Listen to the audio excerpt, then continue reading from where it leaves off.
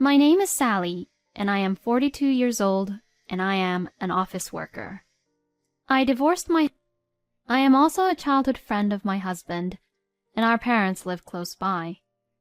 I have taken over the family business, and although we are divorced, Steve and I are still living in the same city.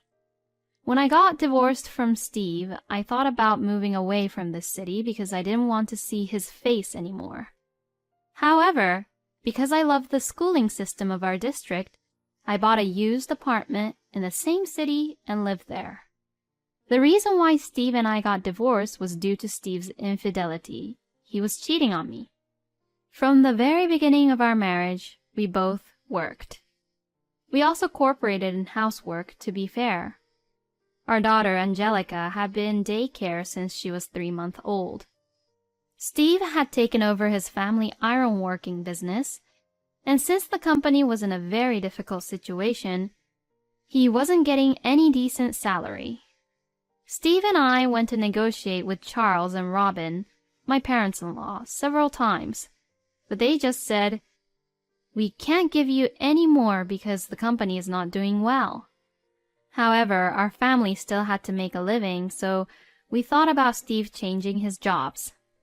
However, Steve would not actually take action of changing his job by saying, "If my parents ask me to do something, I can't say no." Then, 6 months before our divorce, things happened. When my daughter was in junior high school, I was put in charge of a new project at work. I had several opportunities to work on projects before, but I kept turning them down because Angelica was still young, and I thought the mother should be around when the child is young. However, my daughter is in middle school. With my daughter's and my husband's consent, I was able to take on the project. This inevitably meant that I would not be able to do family chores as much as I had in the past. There were days at work when I had to stay late and wasn't able to come back until the next day. In the midst of all this, my daughter helped me with household chores and did the cookings. Steve was cooperative in the beginning, but he took advantage of my lack of attention and stopped doing more and more of the household chores, let alone taking out the garbage, which was his responsibility to do so. I was unaware of this and just worked very hard at work every day. Then one day, a month before our divorce, my daughter asked me to make time to talk to her. I immediately left work on the dot to make time for Angelica. Then, my husband was not there, even though it was time for him to come home. I asked my daughter, "Is your father late today?" She replied, "Always. He always comes home just right before you get home." I was stunned. My husband told me that he eats dinner with our daughter every day. Since I always came home after 10 p.m., I relied on Steve to take care of Angelica. Then, my daughter started talking as if she had been keeping it all in for a very long time. She informed me that my husband comes back home after 9 p.m. very drunk every night. Dinner had always been prepared by Angelica and not Steve. Steve just always had his phone with him and was constantly texting and calling. I was very surprised at everything Angelica told me because I had no idea of this. I could not forgive myself for making my daughter feel this insecure at such an impressionable time in her junior high school years. I apologized to Angelica for not being able to notice this situation from before. I also told Angelica that I wanted her to leave this situation to me to handle from now on. Now, how should I talk to my husband about this? I should gather more evidence. As if I am trying to solve a problem at work, one task after another came to my mind to deal with this situation. Angelica said, "Mom, you should just get a divorce from him soon. I don't want a father like him. He wasn't a father to me." As she said this, Angelica was so determined to cooperate and gather evidences. My husband, who made my daughter feel like this, is my enemy at this point. I immediately planted a tablet in his car with the GPS turned on. We will continue living as how we just normally did until we have the perfect evidences for divorce. A few days later, my husband left for work saying that he had to work over the weekends. The GPS worked, and it did a very good job.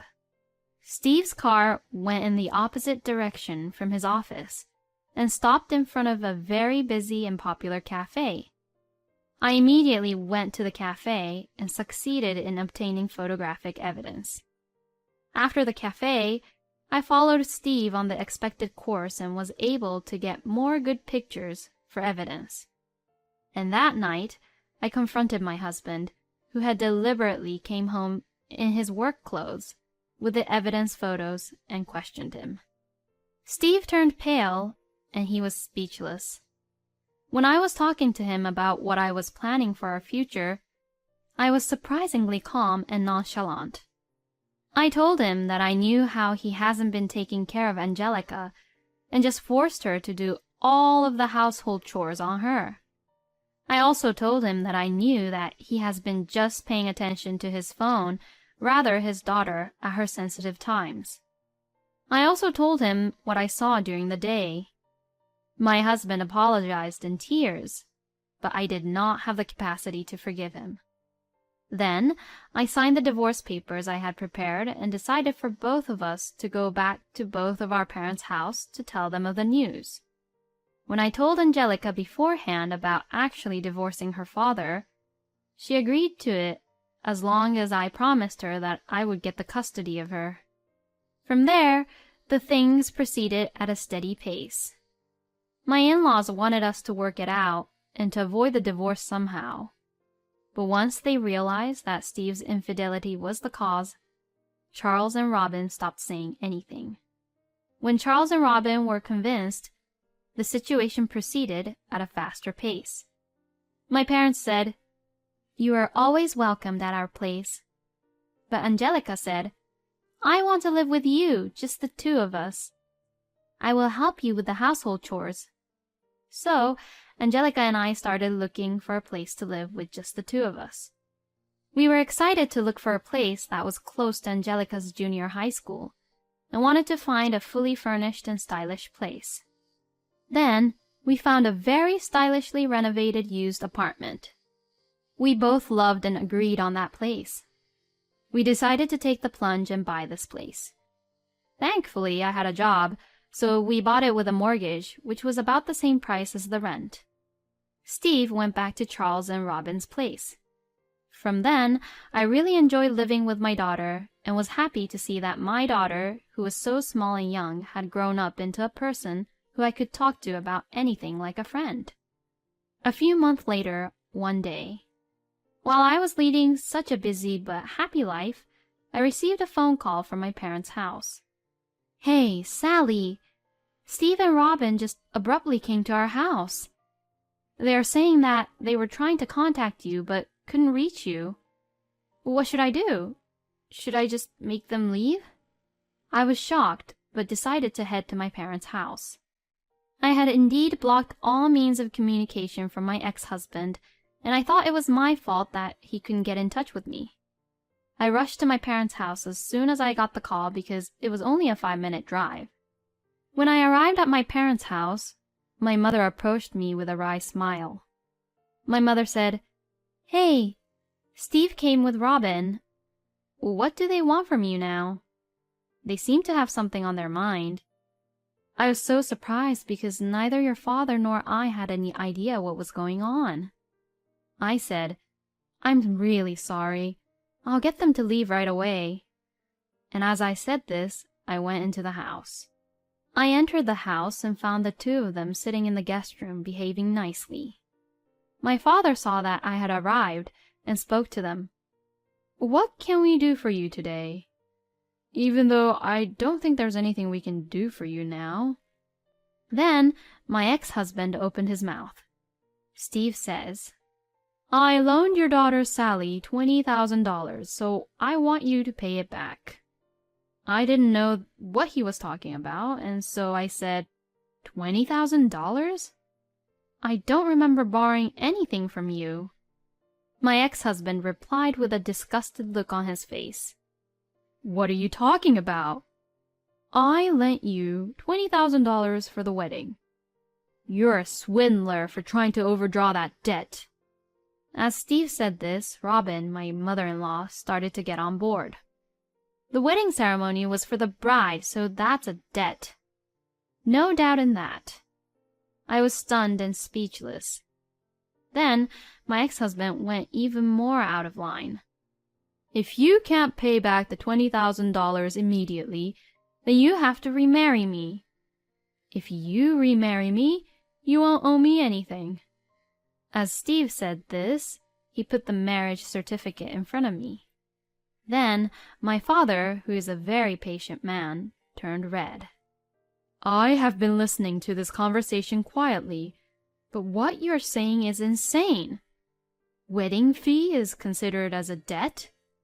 That's the most ridiculous idea I've ever heard. Maybe you're so desperate for money that you think you have used your brain to the fullest to come up with this idea, but if you want to pick a fight with us, I'll be your opponent as much as you want. I'll see you in court." After saying this, my father tore up the marriage certificate which Steve has brought. I was startled, but my father brought me back to my senses. "Wedding fee is debt.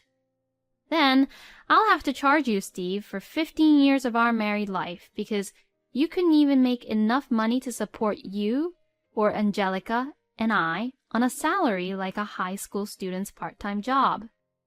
I'm sure $20,000 won't be enough to repay my charges against you, but are you ready for it? And to remarry you? I'm sorry, but I don't even want to see your face again. Remarry the woman who you were having an affair behind my back." Then my ex-husband said with tears in his eyes, "I lost in touch with her right after we got our divorce. We were nothing so serious, so I don't have any problem that I cannot contact her anymore." Then my ex-mother-in-law opened her mouth. "My son is not the only one to blame for the affair. I think it was the fact that you were always away at working, instead of taking care of the family in the first place." I tried my best to hold back my laughter. No, I think it's your son's fault, no matter what you think. He is the one who had an affair with another woman when he was married to me, and that is the fact. He had a family to take care but didn't, and just fooled around with another woman. Are you out of your mind?" Then my husband looked embarrassed and spoke. "Fine, we don't have to remarry. Just, we want you to lend us some money." I knew it. He was here for the money after all. I knew that I had more money than he did, and I also knew that Steve had a habit of spending more money than he could afford. I sighed. "I'm sorry, but I can't help you with your request. We are not a bank, nor we are your moneylender.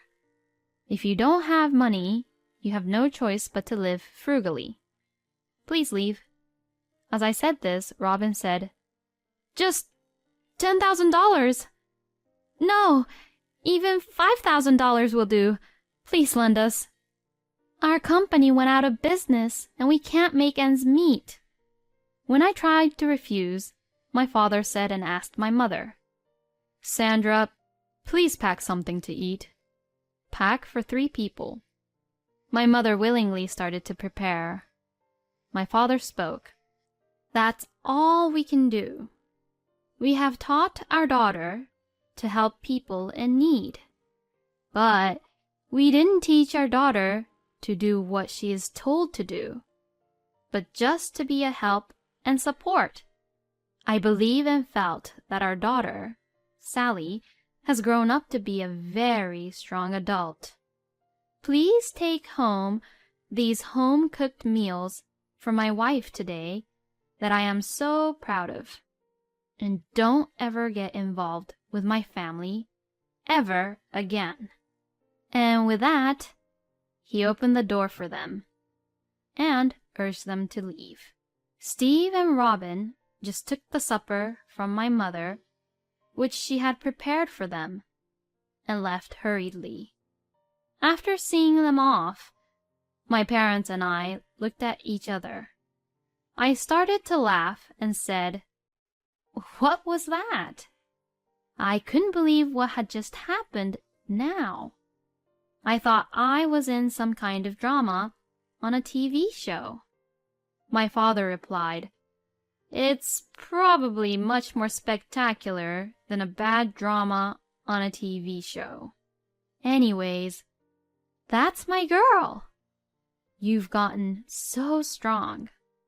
My mother said, "You really have grown strong."